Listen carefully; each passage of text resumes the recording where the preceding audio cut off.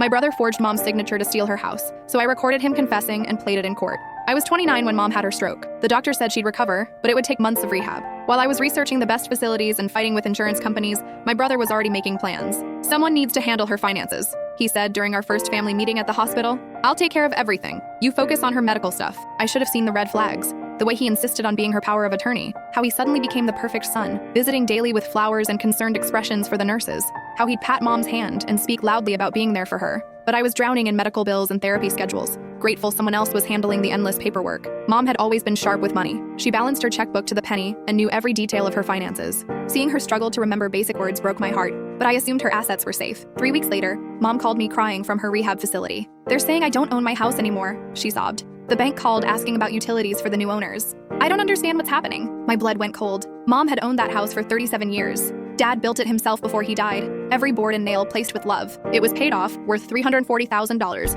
and the only security she had left. I drove straight to the county records office, my hands shaking as I filled out the property search forms. The deed transfer was dated 2 weeks ago. Mom's signature looked perfect. Too perfect. I'd seen her handwriting after the stroke. It was shaky, uneven, barely legible. This signature was flawless, identical to her pre-stroke penmanship. When I confronted my brother at his office, he had an answer for everything. Mom asked me to sell it, he said smoothly, not even looking up from his computer. She can't maintain it anymore. The stairs are dangerous. The money's going into a specialized care fund. What care fund? Where's the money? I want to see the bank statements. It's complicated. Legal trust stuff. You wouldn't understand the tax implications. His condescending tone made my skin crawl. Growing up, he'd always treated me like the stupid little sister who couldn't grasp important matters. That night, I did some digging. The house had been sold to a shell company called Riverside Holdings LLC for $180,000, half its actual value. When I traced the company registration, it led back to my brother's business partner, someone he'd complained about being in debt to for months. They'd essentially stolen $160,000 from our dying mother, but proving forgery would be expensive and time-consuming. Mom was getting weaker daily. Her speech was improving, but slowly.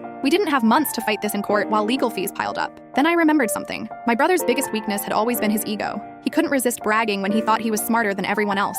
In high school, he'd confessed to cheating just to prove how clever his methods were. I called him and played the desperate, confused sister card. I'm worried about mom's finances, I said, letting my voice shake. Can we meet? I need to understand what you did with the house sale. I feel so lost. We met at his favorite steakhouse downtown. I wore a wire, actually just my phone recording in my jacket pocket, positioned carefully so the microphone faced him. You have to understand, I began, dabbing my eyes with a napkin. I'm not trying to cause problems. I just want to make sure mom's taken care of. I trust your judgment. He leaned back in his chair, visibly relaxing. The flattery always worked on him. Don't worry, I handled everything perfectly. Mom's going to be fine. But some people are asking questions. The neighbors saw strangers measuring the house. That's the beauty of it, he said, lowering his voice and glancing around. Nobody questions a family transaction. I had the documents drawn up properly, practiced her signature for weeks until it was perfect. I couldn't fit what happens next in this short video. Watch the rest down below.